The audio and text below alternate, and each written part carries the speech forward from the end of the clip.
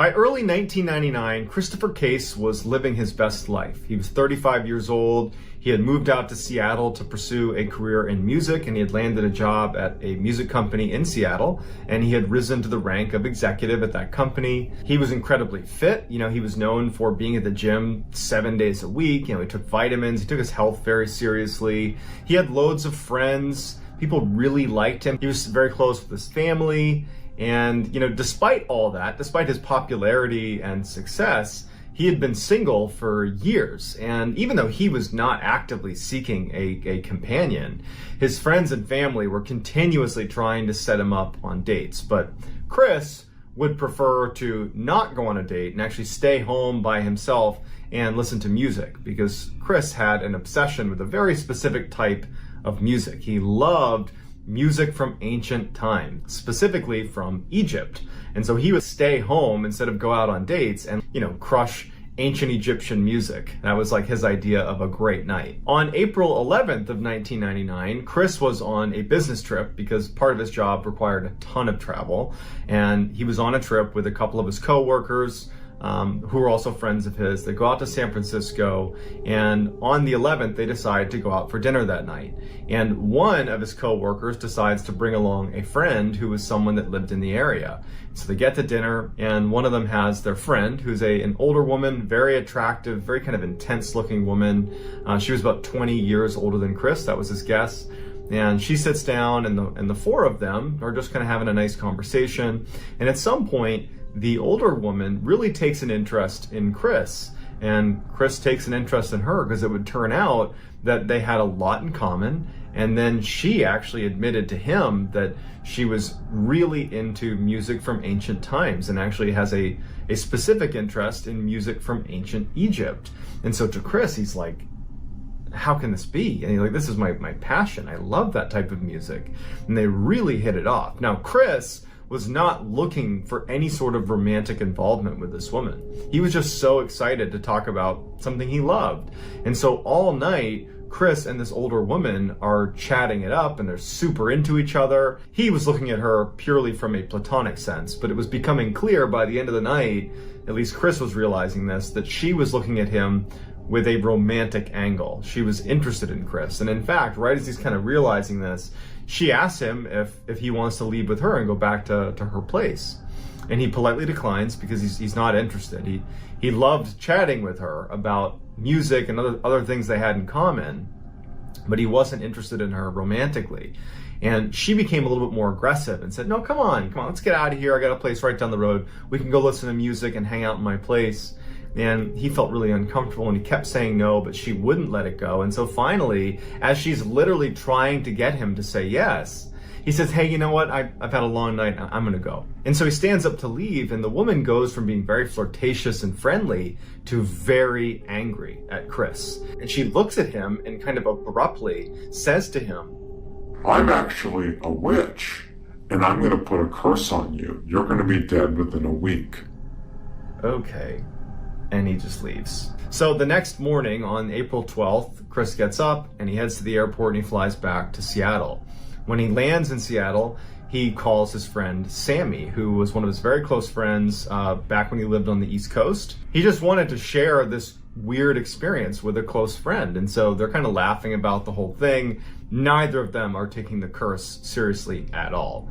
It was like, you really dodged a bullet. It's good you did not go home with her. So in good spirits, Chris hangs up the phone with Sammy, and for the next 24 hours, Chris would fall right back into his regular daily life in Seattle. Nothing out of the ordinary happened. But all that would change starting the night of April 13th, which would have been 48 hours after his encounter with this woman in San Francisco. So Chris lives alone. He doesn't have pets. And he gets into bed that night, and he's laying there, and before he falls asleep, he hears whispering coming from outside of his bedroom in the kitchen area, kind of near the front door. And he's thinking to himself, like, I didn't just hear whispering. Like, what? No one's in here. What's going on? And he's hearing the whispering, and then it kind of stops. And before he gets up to investigate, he's like, okay, I probably was just hearing things. That wasn't real. And he's just kind of laying there trying to go to sleep, and then he hears it again. Except now it's not coming from the kitchen area. It's coming from a separate area in his apartment outside of the room he's in.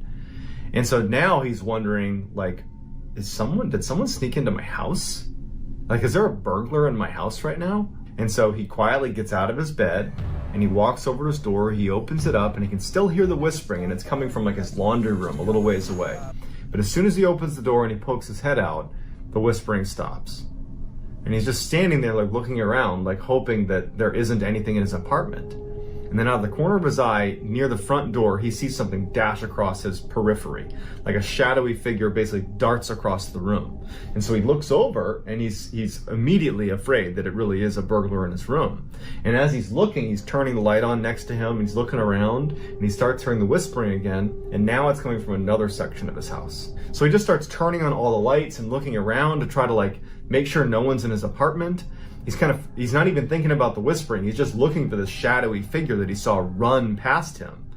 And so he's looking all over his apartment. All the lights are on. It's a small apartment. And as soon as he feels comfortable that the door is locked still, everything's locked, and there's nobody here, that's when he realizes that that whispering is still happening. And so he turns back around, and now the whispering's coming from his bedroom where he was. And so he walks over to his bedroom and looks inside, and he can't pinpoint the whispering. Like, he keeps hearing it and walking to wherever it's coming from, and as soon as he gets near it, the whispering stops. And he's thinking to himself, like, am I dreaming? Is this a dream? Am I losing my mind? Did somebody slip me something, like, last night? Like, what's wrong with me? So he has this horrible night where he's up all night chasing down whispers in his apartment that keep vanishing, and then seeing shadowy figures running around and lurking in corners, but he can't ever see them when he looks at them. And so the next morning on April 14th, when the sun comes up, he hasn't slept, the first phone call he makes is to Sammy, his friend. And he's totally panicked, and we know about this phone call because Sammy would tell police about all her interactions with Chris over the course of this week. She would say that he was totally panicked. And she even thought, as she's taking this phone call, that it's just so weird, that Chris is scared of noises in his apartment and, like, figures moving around in his apartment, because it's so unlike Chris. He's, definitely a skeptic. He's just like he's a no BS kind of guy. So the idea that he would suddenly be terrified of something paranormal running around his apartment just seems so unlike him. But as she's listening to him, he was so scared about what was in his apartment. He knew it wasn't a person because he looked everywhere. There was no people. And that's the only reason he didn't call the police, is because he didn't want to tell the police that some shadow figure that's whispering in my apartment is harassing me. Like, what are the police gonna do? So Sammy hangs up the phone with Chris after trying to reassure him and just hopes that whatever that was doesn't happen again. But unfortunately for Chris, the night of the 14th now, he's going to bed again, and he starts hearing the whispers, and immediately he's out there looking, lights on. He's looking for these whispers. They keep disappearing. He can't find the source. He's getting frustrated. He's scared. He keeps seeing that thing dart around his apartment. Except this night, he also noticed that he would look, and he could get close enough to where he could break out the silhouette of what looked like a person, like lingering in the corner of his apartment, but he'd go closer to it and it would disappear. It was like the manifestations of what he was seeing, the whispers and this figure running around his apartment, were becoming more vivid. But he's also thinking, like, I didn't sleep the night before. This could be my imagination. Like, I don't know if this is happening, but he's spiraling and he knows it. So the next day on the 15th, he doesn't call Sammy, but he calls a couple of his other friends that are anonymous, and they would all tell police that they got a similar story that Sammy had gotten that first night after the 14th. No matter what was happening, Chris believed it was happening, and Chris was terrified. But this wasn't even the worst of it yet. So that night on the 15th, Chris gets in bed, and now he's barely slept for 2 consecutive nights, and he's determined to just go to sleep. That he's trying to tell himself that everything that you've experienced the past couple nights is probably brought on by stress. It's brought on by now certainly a lack of sleep. So he's telling himself, like, just go to sleep. Just get in bed and go to sleep. So he gets in bed and he's laying there, and he does fall asleep. But he wakes up in the middle of the night and he can't move his body. He's paralyzed. He can't move, and he's totally awake. And he starts hearing whispering. And now his level of fear is so high because now he's immobile. But the past 2 nights he's heard that whispering in his apartment, and he's seen that figure moving around his apartment. And so he's laying there in darkness because he went to bed in darkness, and he starts hearing whispering outside his room, and then it stops. And then he starts hearing whispering inside of his closet. And then it stops. And then he hears whispering right underneath his bed. And he can't move. And he's just laying there praying that nothing horrible is going to happen to him, that this is just a dream. And then out from underneath his bed, right next to him, he can only turn his eyes. This black figure, this shadowy black figure emerges right next to his bed. And it's looking down at him. He can't make out any facial expressions, but he can clearly define, a figure is hovering over him. And it reaches down and puts its hands around his neck and begins to throttle him. And Chris is like gagging, he can't breathe, but he can't move. And at some point the thing begins to lift him off of his bed by his neck and then throws him back down, and then the figure vanishes. Chris still couldn't move. He's choking to breathe, but he can't move, and he's just waiting for this thing to come back. And he knows that more than likely, whatever this is probably going to kill him this night. So he's laying there just thinking, oh my God, I'm about to die, I'm about to die. But the thing doesn't come back, and Chris can't move. And at some point, Chris, probably out of just pure, adrenaline crash or something, he falls asleep. And so when Chris wakes up and he can move again, he notices there's blood inside of his bed on his sheets. And then he looks at his hands, and at the tips of all 10 fingers are these incisions, like someone had intentionally cut open the top of every finger, something he certainly didn't do. And his bed is covered in blood from these 10 cuts on his hands. And then he feels his neck, and it feels tender. And it turns out he had marks on his neck. It was all bruised up from this thing choking him out.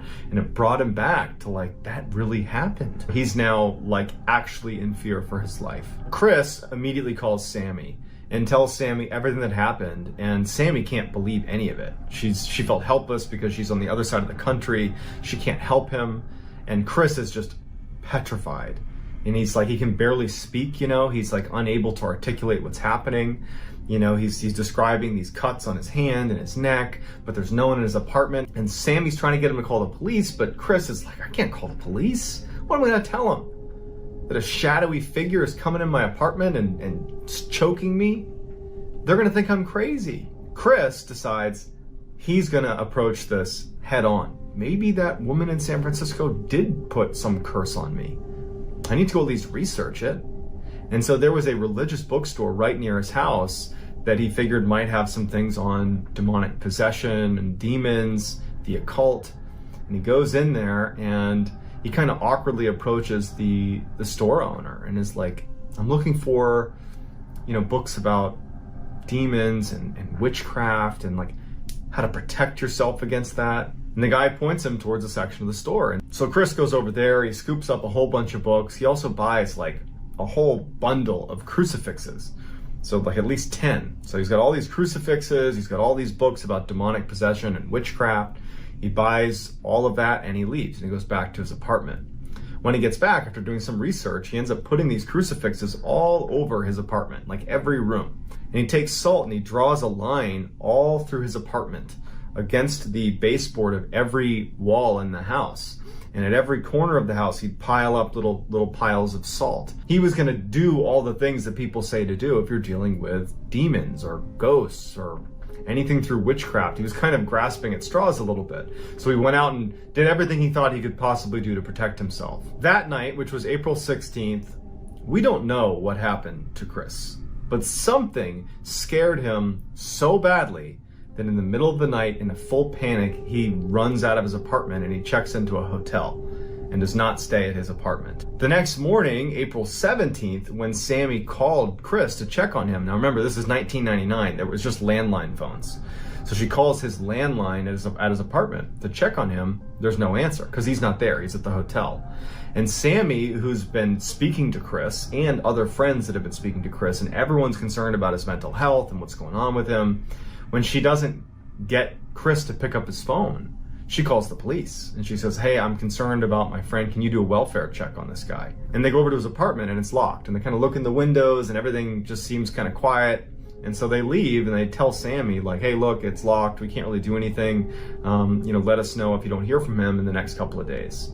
And so that was it. And so Sammy's super concerned. And so she goes to work on the 17th. And then when she gets back, she has a voicemail from Chris, who had called her at some point during the day while she was out. And on the voicemail, Chris tells her in a voice that was different than the past few days. The past few days, he was scared. He was really scared. This time, he is defeated. You know, he was like resigned to whatever was going on. And he says to Sammy on the voicemail, he's under attack. And that tonight, they're gonna kill me. And there's nothing I can do. As soon as she's done listening to the message, Sammy calls Chris, but she can't get in touch with him. She knows she just talked to the police who were there at his apartment that day. They're probably just gonna tell her like, hey, wait until tomorrow. We just told you, earlier, just give it a couple days. And so she just decides that she's gonna go to bed and she's gonna try calling him again on April 18th. On the morning of April 18th, Chris didn't show up for work. And word got back to Sammy, who was already gonna reach out to Chris that morning anyways, but the friends and family are talking about what's going on with Chris. And so word got back to her that Chris had missed work. And so she calls Chris, he's not picking up from his landline. And now she calls the police back and she says, hey, you were there yesterday. I know it was locked, but he hasn't shown up for work today. Everybody's concerned about him. Can you please go over and check? And so the police go back over to Chris's apartment, and this time the front door is unlocked. And they go inside and they're met with this very strange scene. You have all these crucifixes that are on the wall. You have the salt that lines every room in the house. There are all these candles that have burned down to the wick. There are little scraps of paper all over the apartment that were handwritten, little messages that Chris was leaving all over the house, warding off spirits and demons. I mean, it just looked like out of a Hollywood set for some demonic movie or something. And they search the house and there's no sign of Chris. They're yelling for him. There's no sign of him.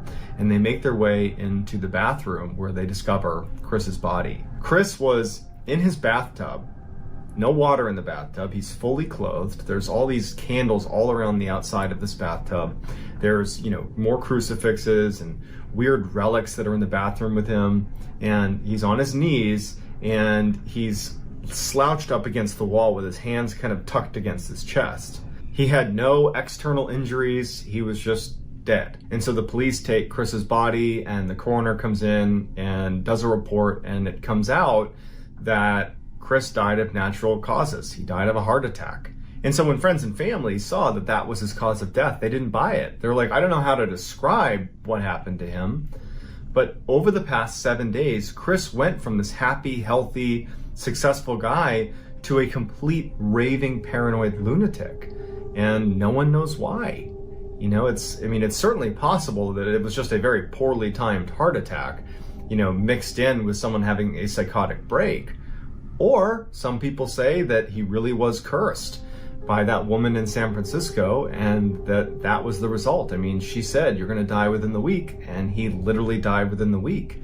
And he described regularly over the phone to his friends and family as this was happening, these horrible experiences at night with these shadow beings in his room and it attacking him. It's just this crazy story that to this day leaves friends, family, and investigators baffled. So I'd love to hear in the comments what you think happened to Christopher Case. Was this a natural death, or was this something else? Let me know in the comments. I'll do my best to go through and respond to as many as I possibly can. So if you enjoyed this video and you want to see more videos like this one, I would encourage you to gently slap the like button and then subscribe to my channel and turn on all post notifications so you don't miss any of my weekly 3 to 4 uploads that look an awful lot like the video you just saw. Pelican Valley is a beautiful remote section of backcountry in Yellowstone National Park in Wyoming. Its meandering meadows and creeks and 360-degree view of the mountains make it appear like the perfect place to camp out under the stars.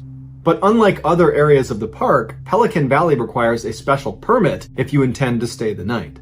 And before Yellowstone Park rangers give you this permit, they remind you that Pelican Valley is a very dangerous place. And in general, you should only be out there with groups of at least 4 people. On July 28, 1984, 25-year-old Brigitte Fredenhagen, along with her brother Andreas and her sister-in-law Junko, arrived at Yellowstone National Park. That night, they stayed in one of the park's more established campgrounds called Grant Village. The following day, they headed out to one of the park's famous hot springs called the Norris Geyser. That afternoon, before heading back to their campsite, they made a pit stop at the park ranger's office so Brigitte could apply for a Pelican Valley permit. Her plan was to spend the following night in the valley. When they went in the office, the Rangers believed all three of them were applying for a permit, and so they weren't asking that many questions. They were just kind of going through the routine. And then when Brigitte said, no, it's just going to be me applying for a permit, they actually immediately tried to dissuade her and said, this is a really bad idea. Nobody goes into Pelican Valley on their own. But Brigitte assured them that she was an experienced camper, she understood the risks, and she still wanted to go on her own. And Andreas and Janko, who were standing behind her, kind of echoed that sentiment and said, no, she's really good. She knows what she's doing. The park rangers were not thrilled with her plan, but they ultimately decided, you know what, if she wants to go, she can go. They just asked her to show them on a map where she intended to camp, so if they needed to, they could come and check on her and make sure she was okay. And so she pointed to a section on the map, and they handed her her permit, and then she, along with Andreas and Janko, left the office and headed back to their campsite. The next morning, the trio got up early, and they hopped in the car and drove to the Pelican Valley trailhead. They parked their car, they got out, and they began walking into Pelican Valley as a group. After a few miles, as planned, the group stopped, at which point Andreas told Brigitte that they were going to head back now and that they would meet her tomorrow at the trailhead where they parked the car. They said their goodbyes, and then Andreas and Janko turned around and started walking back towards the car, and Brigitte carried on into the wilderness. The following day, Andreas and Janko arrived at the trailhead to meet Brigitte, but she didn't show up. And after a couple of hours, they grew very concerned, so they called park rangers and asked them, have you seen Brigitte? And they said no, but we'll go take a look. The area Brigitte had told park rangers she was going to be camping was inside of a densely forested area right next to a large meadow, which meant as park rangers came up to check on her, they would not actually be able to see her until they were practically right on top of her. So the park rangers made their way through the meadow and into the forest before they started yelling for Brigitte, but she didn't yell back, and then at some point they reached the area where she had said she was camping, and sure enough they found her tent. But it was a very odd scene. When they came up to the tent, they could see there was a big tear in one side. When they poked their heads down and looked inside, all of her belongings in the tent were undisturbed. There was a foam sleeping mat right in the middle, and then to the right of the mat was a flashlight that had been turned off. On the left side of the pad was a tape player with headphones that she must have been listening to before bed. It had been left on until the batteries ran out. At the foot of the pad was her backpack, inside of which were all of her clothes that had been neatly packed inside of Ziploc bags to mask her scent.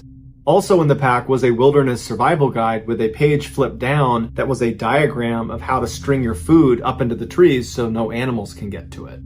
The rangers looked around the backside of the tent about 2 meters away, and they found her sleeping bag perfectly flat on the ground as if it had been laid out to dry in the sun. But upon closer inspection, they found it had 2 puncture marks, one that was up near the neck of the bag and the other that was near the torso, but there was no blood on the bag. At this point, rangers started to speculate that this could have been an animal attack, but they were confused at the general tidiness of the scene. Typically, when an animal attacks a person, it looks like a bomb went off in the area where the attack occurred, and this campsite was very, very neat. As the rangers continued to walk around the campsite looking for clues and yelling out for Brigitte, they found a barely discernible drag tail a couple of meters away from the sleeping bag that was leading west into the forest and up a hill. And so the rangers started following this trail, and they got about 20 meters away from the camp when they discovered Brigitte's cooler lying on the ground on its side, and whatever food had been in there was now gone. There was some string laying next to it, so it looked like it had been strung up in the trees, but someone or something had gotten it down. From the cooler, the rangers continue walking along this drag trail another 20 meters or so up a hill where they discover a woman's sweater on the ground that's been torn up and there's blood on it. So at this point, the rangers get their rifles up and they keep walking another 40 meters up and over the hill down into this clearing in the woods where they find Brigitte, or what was left of her. No one knows exactly what happened to Brigitte, but the theory based on physical evidence is this. After setting up her campsite, Brigitte climbed inside of her tent, got inside of her sleeping bag, and then put her headphones on to listen to music. A little while later, a male grizzly bear discovered Brigitte's cooler strung up in the trees about 20 meters away. And apparently, Brigitte did not string it high enough because the bear was able to reach up and pull it down. After the bear ate the food inside of the cooler, it was still hungry, so it began looking around the area for more to eat. It's believed this bear was so accustomed to human traffic in the area that when he stumbled across Brigitte's tent, he wasn't scared. In fact, he thought, there's food inside of there. There's people I can eat. So this bear quietly lumbers over to the side of the tent, it reaches up and cuts the nylon with its paw, then it puts its head inside and bites down on Brigitte's skull and begins dragging her away.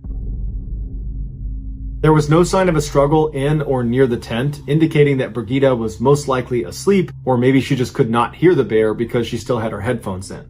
She was dragged 80 meters by her skull to that clearing where she was consumed. An attack like this is exactly the reason why Pelican Bay is considered so dangerous, because it's full of grizzly bears. And even though grizzly attacks on humans are incredibly rare, most people do not understand just how horrific they are when they do occur. Grizzly bears don't really try to kill their prey before they eat them. Instead, they focus on pinning them down and then getting them under their body weight so they can't go anywhere, at which point they can eat them at a leisurely pace. Some say grizzlies actually prefer to eat their prey while they're still living, which is why so often in grizzly attacks you see the arms and legs eaten first and then the head and torso. This is a method that keeps the victim alive a little bit longer. Unfortunately, there was so little left of Brigida that investigators could not pinpoint a time of death. However, because this bear broke normal behavior and intentionally targeted a human, there's a good chance he savored that meal.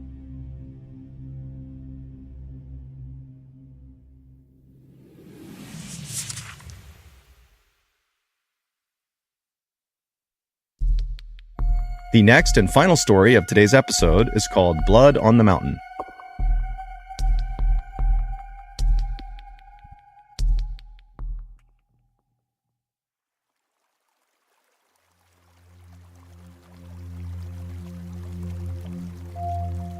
On the afternoon of May 6th, 2008, a 54-year-old man called Ricky Williams stood on the riverbank casting out his line into the waters of Dismal Creek in western Virginia.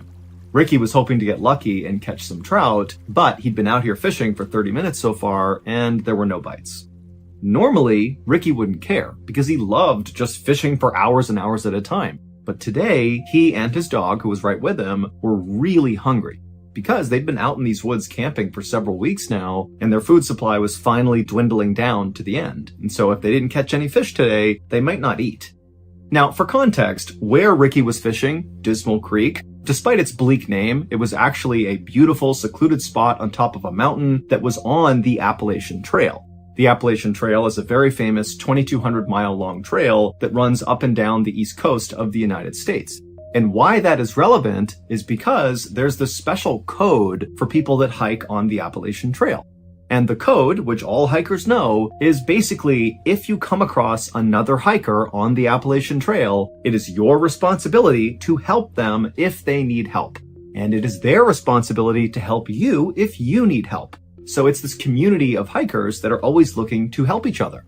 And so Ricky was very aware of this code on the Appalachian Trail, and he was secretly hoping, as he cast his line over and over again and didn't get any bites, that a hiker or a group of hikers might come by this area, and maybe they would see him and come down and learn that he needed food, and they might just give him some of their food.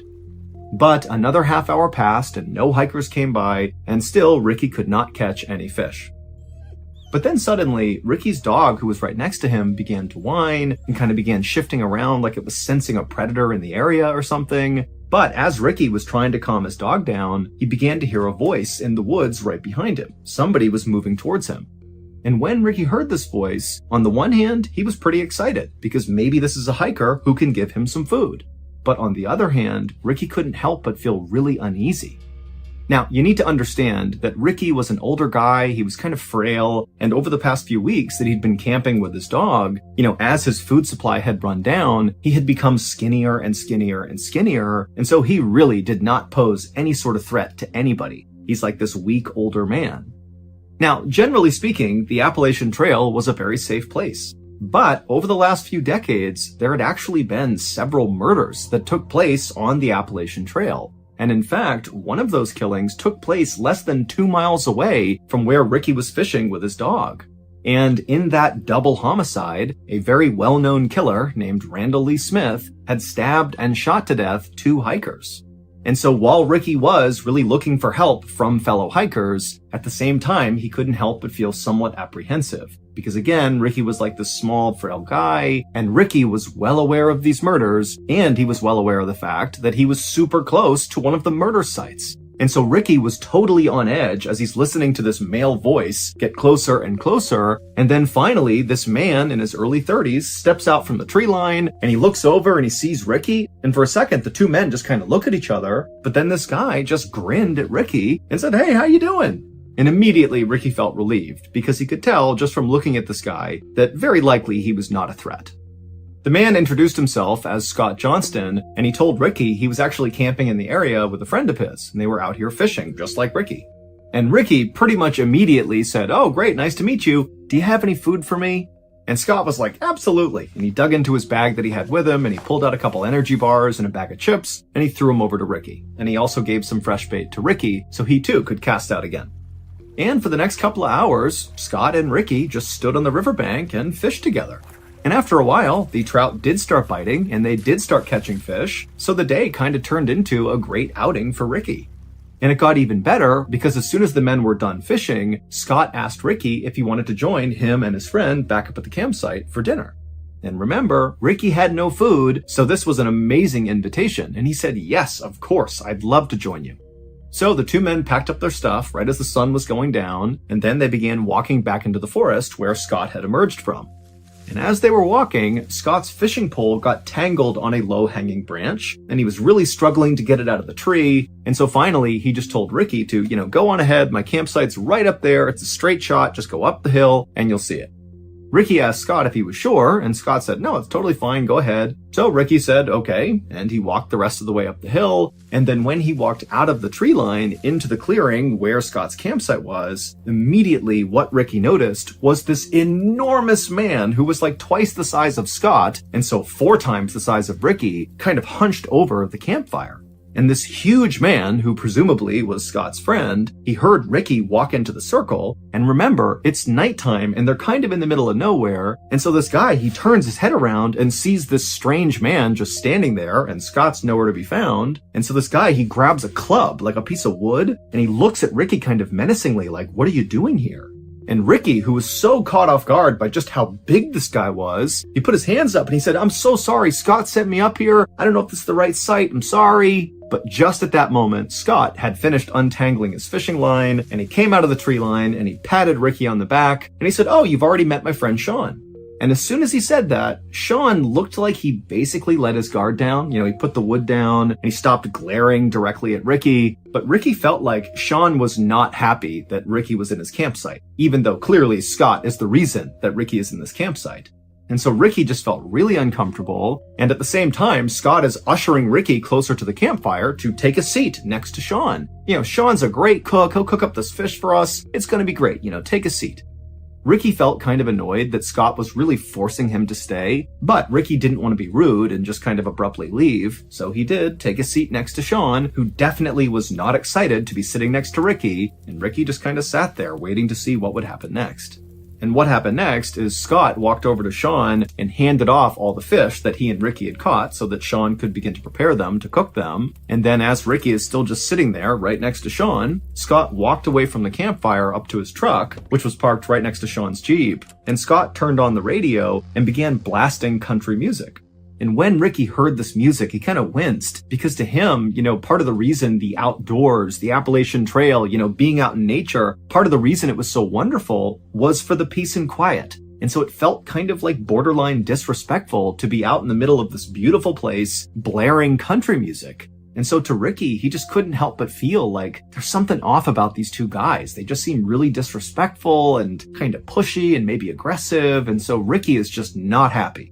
But again, Ricky didn't say anything and didn't attempt to leave because again, he's really hungry and so is his dog and he needs to eat that fish. A moment later, Scott walked back from the truck and took a seat next to Sean, and then he, along with Sean, pulled out their knives and began deboning the fish. And as they were doing this, Ricky again is just kind of sitting there doing nothing, and so he kind of meagerly asked, "Hey, can you give me a knife and I'll clean a fish?" But Sean and Scott kind of waved him off and said, "Don't worry, we got this." And so Ricky just continued to sit there nervously as all he could watch was the flashing of the light bouncing off their blades. But eventually, Scott and Sean finished deboning all the fish and they put their knives away. And at that point, they began cooking the fish over the open flame. And suddenly for Ricky, it felt like, the mood had shifted a little bit. At least now the two men were not fiddling around with weapons. It felt kind of safe again. And so Ricky began making some small talk in hopes that would kind of, settle his nerves. And so Ricky told the two men about how much he loved the Appalachian Trail and how he came out here all the time for weeks at a time with his dog. And Ricky would tell the men that, sometimes he felt more at home out in the wild than he did at home. It was almost like being out in nature was a religious experience for Ricky. And he would even tell Sean and Scott that sometimes when he was out in nature, he would meditate and pray and even do some chanting like part of a ritual. I mean, he was really trying to be in tune with Mother Nature. But as Ricky continued to tell Sean and Scott about his personal life, he noticed the two men were definitely paying attention and kind of nodding along at appropriate points in the story. But at the same time, Ricky felt like these two men were also kind of looking at him like Ricky was kind of weird. As if they were not prepared to come out and say it, but after hearing all these things about his life, it was like, what's going on with this guy? And so Ricky suddenly felt really embarrassed about being so open with these two guys who once again just seem like they don't quite like him or even really want him here. But luckily, right at that moment, the fish were done, and so the men just sat there in silence and wolfed down the food. By the time they finished, right about 8 p.m., it was very dark outside, and Ricky at this point is just ready to go. He just felt so uneasy here. And so after putting down his plate and his silverware and saying thank you to Sean and Scott for their hospitality, he quickly got up and grabbed his dog, and he began walking into the woods towards his campsite. But after Ricky and his dog had walked maybe 10 or 15 feet away from this campsite, two things happened in rapid succession. Number one, Ricky suddenly stopped and turned around and looked back at the campsite. And number two, right as he did this, there was this enormous bang sound, like a small explosion that echoed through the forest.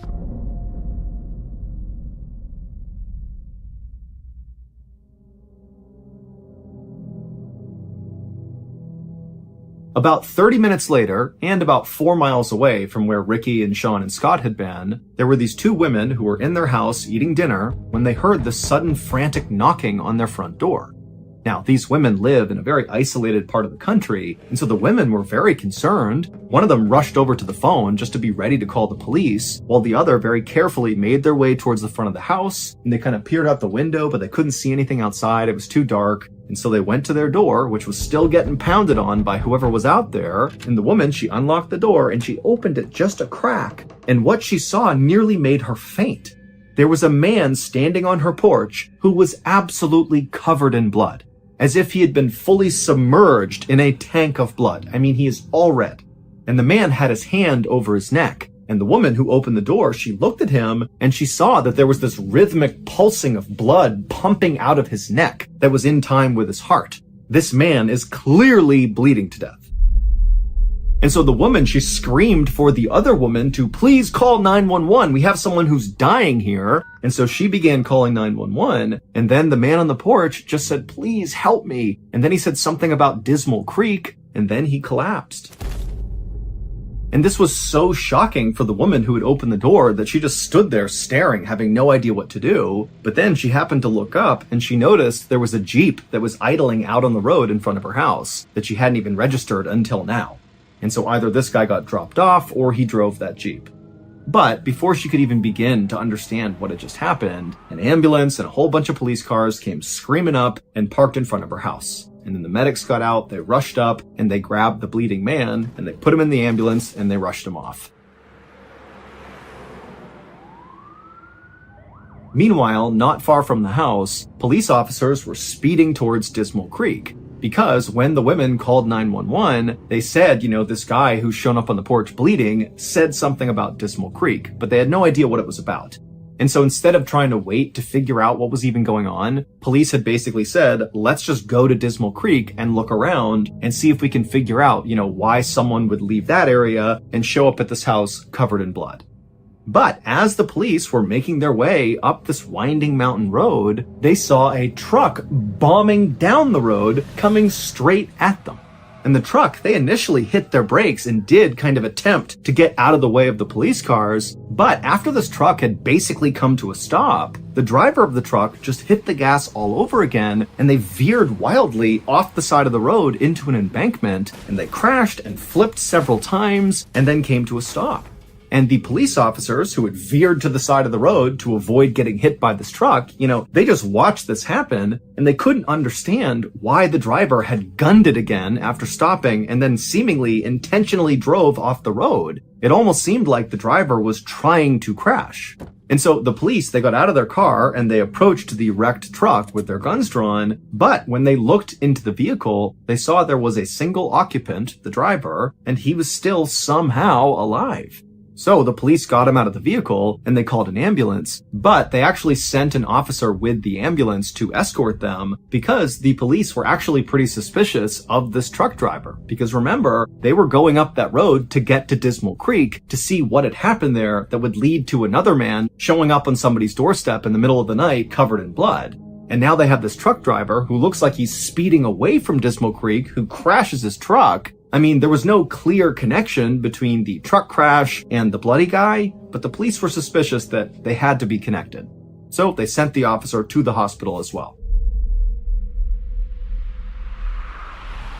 About 30 minutes after the truck crash, the police left the scene and continued the rest of the way up the road to Dismal Creek. And once they got up there, the police fanned out all across the area and just began looking for anything. Just any clue that might explain what the heck happened here, if anything happened at Dismal Creek at all. And pretty quickly, the police actually did find something unique. In the middle of the Dismal Creek area, they found a campsite. But it was not the campsite where Sean and Scott were staying, where Ricky had gone and shared dinner with them. This was a different campsite. And not long after searching this other campsite, police concluded that whoever was staying here did not seem like they were mentally well. This seems like a mentally unstable and potentially dangerous person lives here. So the campsite was really simple. It was just a tent and a campfire. But when the police lifted up the flap and looked inside the tent, they found a collection of 30 knives along with a police scanner that basically picked up police radio chatter in the area, so you could listen to a scanner and basically know what the police were doing in your area. There were also all these weird piles of clothing. Some were for kids, some were for adults, some were for men, some were for women. There were piles of eyeglasses, and there were 8 pairs of women's underwear. And then also there was a map of the Appalachian Trail inside of this tent, and all over this map along the trail were all these spots that were circled, but there was no information about what these circles meant. However, one of the places that was circled was Dismal Creek. And then next to the map was a radio, and inside the radio was a cassette. And so the police just hit play, and immediately what they heard totally creeped them out. Because the tape sounded like some kind of satanic ritual. It was basically this one man's voice just kind of howling and chanting over and over again. But by far, the most shocking thing that was found inside of that tent was a single piece of paper. And this piece of paper was a birth certificate, and the name on the birth certificate was a name that basically all police in this area knew, and in fact, anybody living in or around the Appalachian Trail definitely would know this name.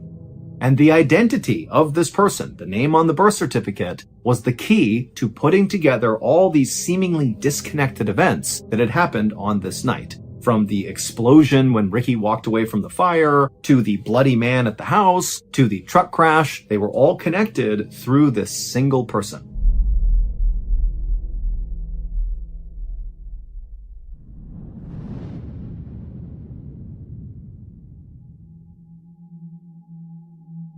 A few hours earlier, after Ricky had gotten up and walked away from Sean and Scott's campsite, and then after barely making it onto the trail, he had turned around and there was that loud explosion. Well, at that point in the story, Ricky, who's now looking back at the campsite and looking at Sean and Scott, he can see that the two of them, they've heard the sound too, and they were now staring at each other with looks of absolute shock and terror on their faces.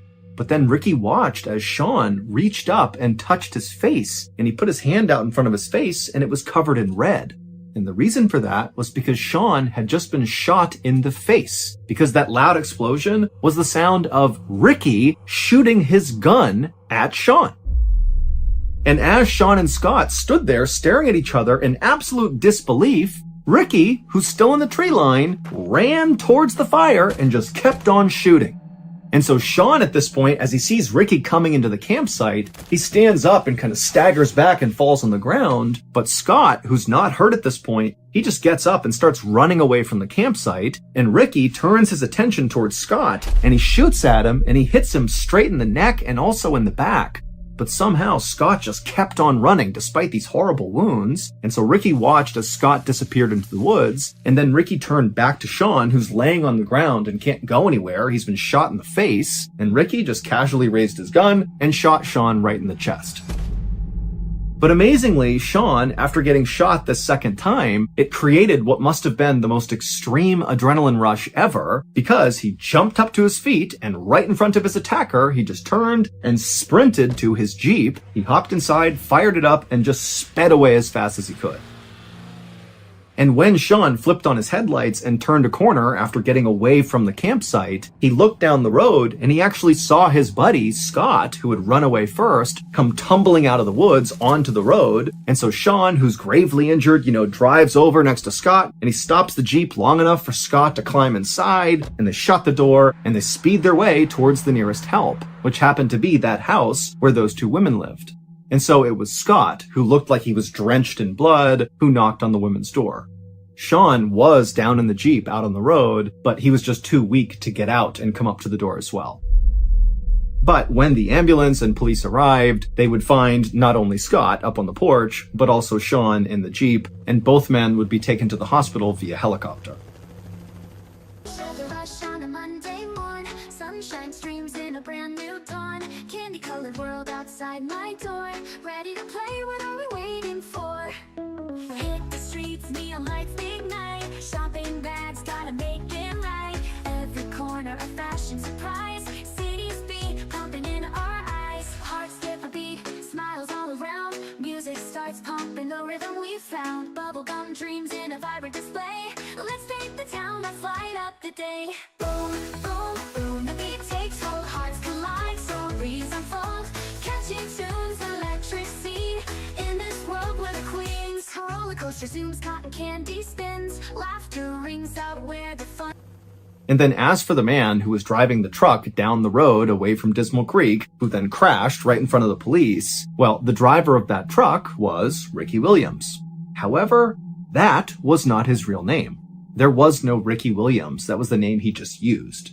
His real name, which was on the birth certificate that police found in that other campsite inside of the tent, was Randall Lee Smith.